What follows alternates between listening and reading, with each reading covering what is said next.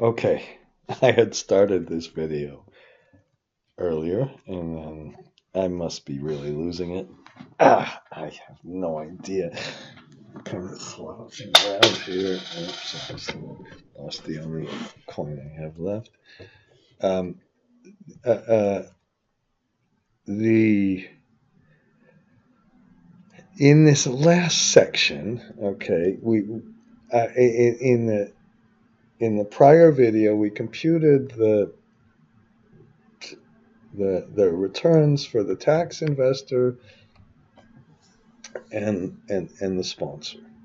Okay, now uh, for the sponsor, we either did this, and for the tax investor, we either used a yield based, and I don't know why I'm even repeating this, but here's what I want to say. So we're going to put leverage against the sponsor cash flow, and the sponsor rates of return were not great, but okay, they're okay.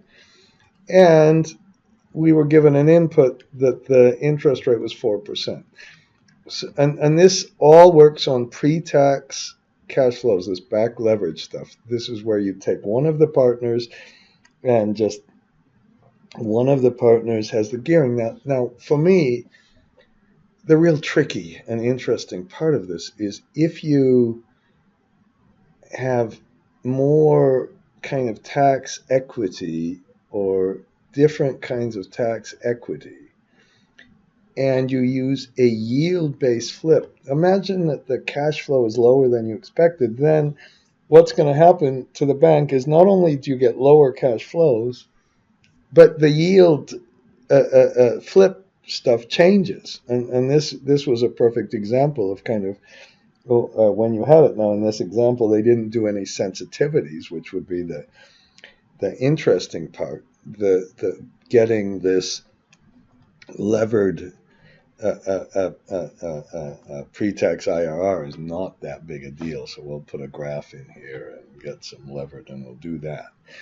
Now, when we do that, if they give you a DSCR of 1.3, you say the DSCR equals cash flow divided by debt service, and you say debt service equals cash flow divided by DSCR, and then you say PV of debt service equals debt. So, and the PV is at the interest rate. So what they have done is they've given you enough to compute things, and you do this over the 18 years. You just do this over the cash flow period. Okay, so let's get this last back leverage part finished. I'm not sure I introduced it all kind of appropriately, but whatever. So we take our last thing we did, and I'm going to do it using the yield-based cash flow because that's a little more interesting and exciting anyway. So we're going to take the for the sponsor, we had kind of two sections. We had the pre-flip and the post-flip pre-tax cash flow, and these are the ones you need, not the taxes. This is all pre-tax at this stage. So we put in I remember we copied our titles, and then let's just grab them. Let's grab the pre-tax cash flow before the the flip, and let's grab the pre-tax cash flow after the flip. And let's press Shift Control R to copy it across. Please use this, maybe. Or if you think, I know everybody says so they're fancy, but let's put the total pre-tax cash flow. Okay. And that's our starting point. Now, when you do this, okay, when you do this, this is our cash flow. And I've already kind of done this for you, but you're going to sculpt the debt. The debt's going to move around according to this. Now, the good news is these merchant cash flows occurred later on, so that we're going to put a debt against this, and we're going to make a little graph of the debt service, Alt ES, to delete it. Okay, and then to get this structured, the first absolutely essential step is to put a repayment flag. Okay, and let's do it as we normally do, and then put years here. I don't know if you like this. I kind of tell me if you got a better way, better than kind of put, maybe we could have done it in the middle too, but okay. And then we just take let's use an and make this thing has to be not equal to 0. We can just, that would be not equal to 0, and let's see if that works. And this thing has to be less than or equal to the 18 years. And then we can do this and Shift Alt F, and we get our 1s and 0s, and we can sum it to make sure. Shift Control V for Victor. I might be changing the shortcut keys for this. Okay, but okay, whatever. And then we put our target debt service. Now the real thing I'm working on, and I was working on this just before I started doing this little thing tonight. I'm just doing this all in one night as a favor, kind of. And then we put times, and we get our DSCR. And you notice we're starting to get all of the inputs. We only need the interest rate, and then we'll be finished. And what you do is you take the total cash flow, you divide it by the DSCR, and you multiply it by the flag. And after you've done this about 1 billion times, 100 times, it gets really easy. So this cash flow, it's not all the cash flow, it cuts off here. And then you do the big one. You take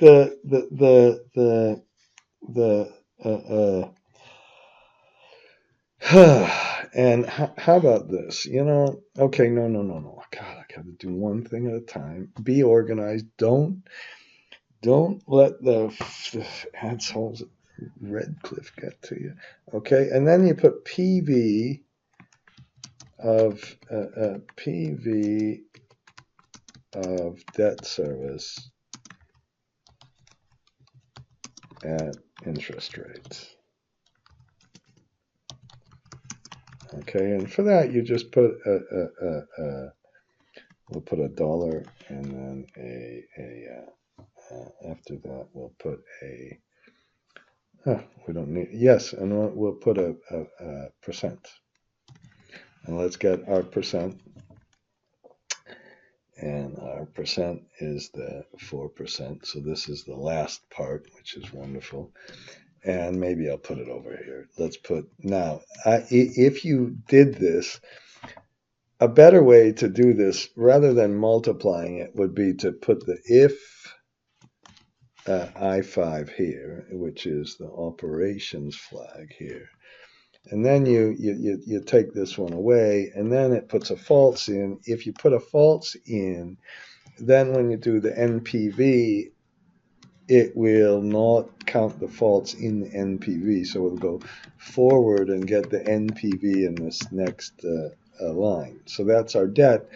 Now let's just prove that the debt balance really works, and put the opening balance and add the issue. And less the repayment.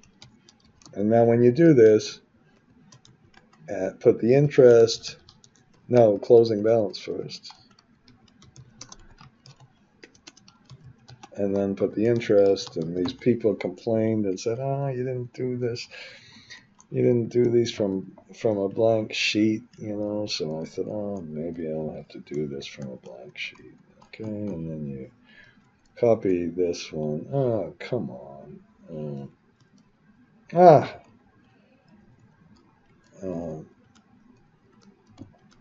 And then this is a dollar again, but this time we'll get the percent. So let's press F2, F4, copy that down to here, and make our opening balance equal the prior period closing balance. And then you put the debt issue here, and for that let's put our number we got here, and maybe this should be a bit bigger, and we should put our LWFF here, and then we'll get our debt issue as this one times, how about we'll do, no, okay, this one times this equals 0. Okay, whatever. Okay, and then our repayment, well, that's a little tricky. We take the total debt service we have, or the target, and we subtract the interest, because debt service is equal to interest plus repayment. That means repayment equals debt service minus interest. We haven't computed the interest, but that's no problem. And we get the closing balance, and we take the interest and multiply it by the opening balance, and that gives us the number. And we press Shift Control W, and then we get that. Okay, and then we can put a little thing here, Shift Control E, and look, but I did it wrong, because it went all the way out to 35 years. And that's because when I computed this target debt service, I should have put if it's the operations flag, I should have used the if on this one. And then we get less debt because we're only taking it over the debt repayment period. So I made that mistake on purpose. But then it goes to 0, just like it's supposed to. And you can even put a closing balance test. I do this so much, I'm just used to it. And you put, let's put equal lookup. Okay, I haven't even done a lookup in this whole thing, but let's look up on the date, this date here, or this tenor, and then let's look up on the period number, and then let's look up on the closing balance and make sure that that's 0. Okay, and now if you can put a test in and everything else. And now, once we have that, let's put that we can compute the pre-tax return.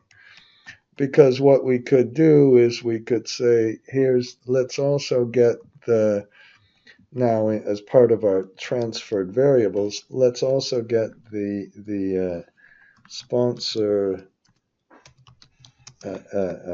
investment. Okay, and the sponsor investment is we just what's going on? Get away from me. Okay, and that's just from our other sheets. And some people, my friend Pascal, he says, we got to color things that go into another sheet. Well, I like to color things that come from another sheet, but that gets a little overdone, don't you think? And so here's you can do it. I wasted some time because he asked me to do it. Okay. And so now we can compute let's compute our equity cash flows pre-tax. Or we can call them levered cash flows if that sounds better to you.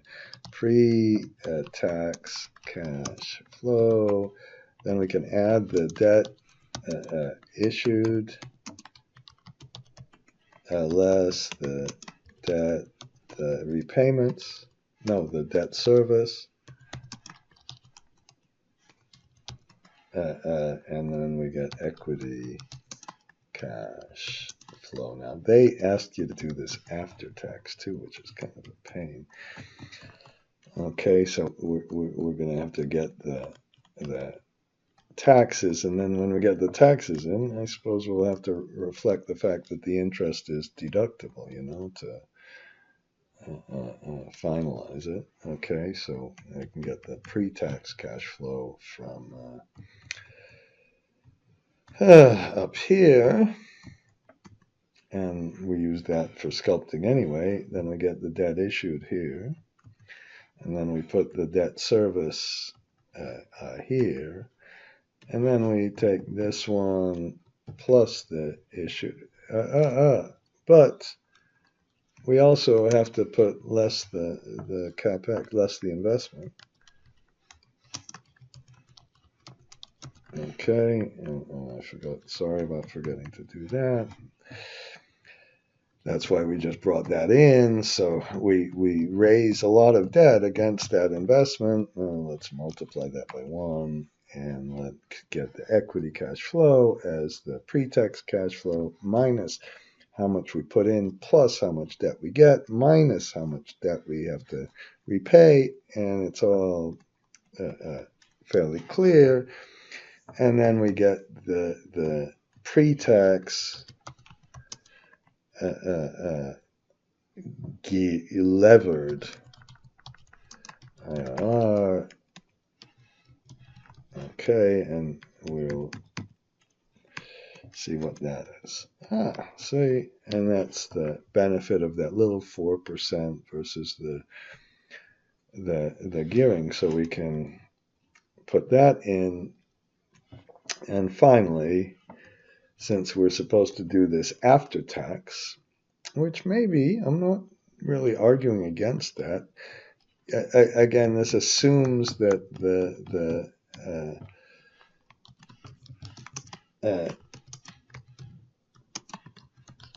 that we are fully taxable. You know, we don't have an NOL that we have to worry about. If it was all NOL, then we'd just look at pre-tax cash anyway.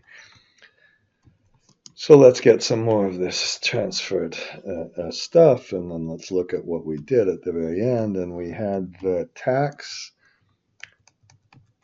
to the sponsor pre-flip, the tax post-flip, and how about let's just copy these titles, put them here,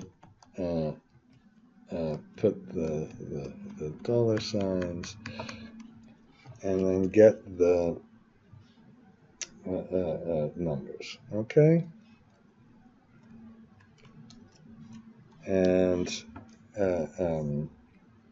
so now let's put our these are let's put our total taxes paid. Okay, and the taxes paid are, we'll put a minus on this, and we didn't pay those taxes, so this is like a benefit. Okay, so these, no. Let's put the taxes paid. This would be, these are, the positive is a tax paid. So let's put down here, God, I'm going to get pre-tax net cash flow after leverage. Okay, and we put a dollar sign here, and then we just put here, we start with our equity cash flow, and then let's put a less tax paid. So I'm going to put a minus. If it's a plus, then okay, he'll probably get in trouble for this. So that's okay. So we paid this. That's a minus. But if it's a minus, it's a minus and a minus. And oh shit, this is a, oh God. Let's make this the taxes paid. This is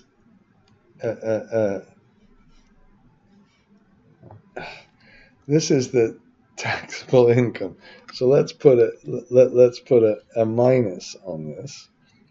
Let's make the taxes paid as a minus, and then a minus on this, and then this isn't paid. This is received. So okay. So that means these are positives. We receive taxes. Negatives. We pay taxes. Oh God. I really got to turn this off. Okay, and so if this is a positive, we get it back. If it's a negative, we receive it. And we put cash flow before tax effect of interest. Okay, because we can't forget that the interest is deductible. So we take this one plus this one. All right, and then we can finally put the tax shield from interest. Okay, and that's how they do it. In most other places in the world, that you don't do it like that. You actually put the taxes as part of the project itself, because the investor has to pay taxes, and you include that in the cash flow available for debt service, but you don't here. So it's in a way a lot easier. And you take the tax rate and multiply it by our interest expense. So we had to actually split this out. You notice there's no three-statement bullshit here. Oh, I make a three-statement bullshit. I just started throwing. I didn't throw up, but somebody was telling me, "Oh, I make three-statement moles." I said, "Okay." So we get that benefit back. Whoops. And then now we can put the cash flow with tax benefit. Okay, and then finally we can get the after tax IR with leverage. Okay, and put equal IR.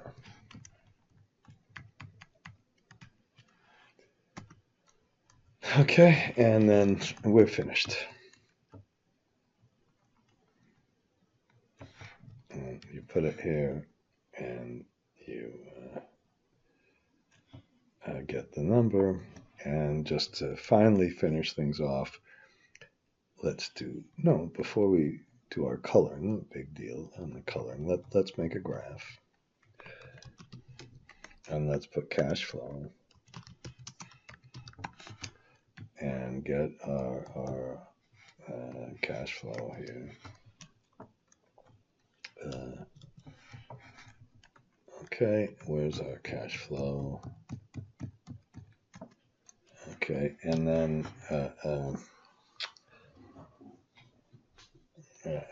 let's put our debt service just below the cash flow. And put that up here. We can use that one. And over here, let's cheat and just put this number.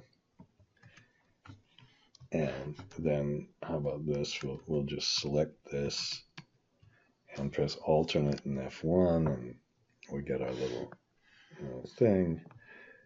And we can put oops, sorry about that.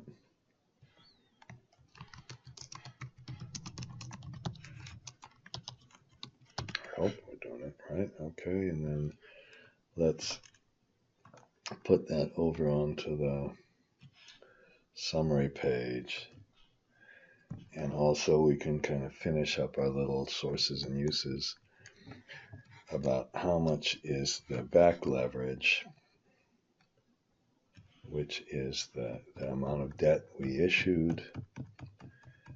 You can tell that this is really not very exciting to me, at least. And the equity is the total amount of equity minus the back leverage. So that's the amount of equity we actually have to kind of put into the transaction. Let's, why don't we,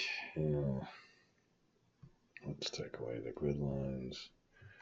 Let's put the uses and sources maybe somewhere else. Where should we put it? How about we put it over here? Oh, this is so important to do this kind of stuff, isn't it?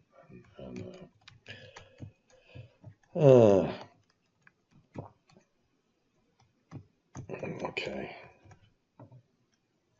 Okay, so let's put this kind of over here and make this one much smaller. Okay. And this one bigger, and maybe put all this over here. Is that good enough? Okay.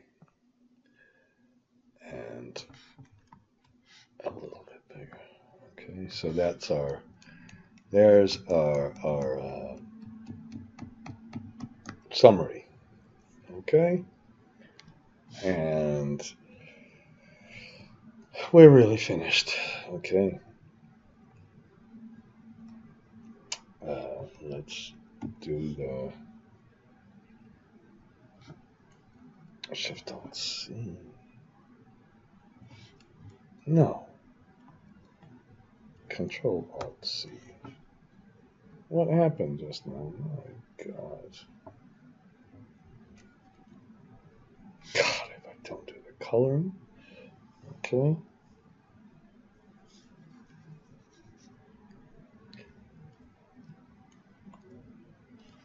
And let's make it 8.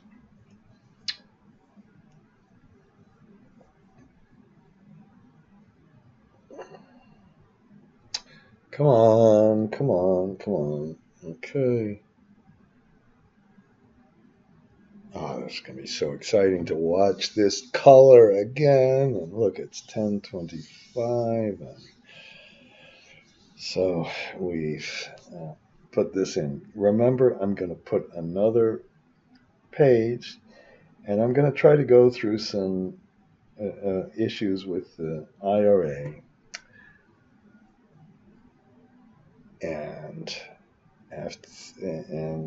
whether this IRA kind of how much you can borrow. Oh, it's taking its time. Why is it taking so long? Maybe. Okay, good. All right. And let's go to the grid lines and finish our model, our annual model. And good night. Au revoir. Auf Wiedersehen.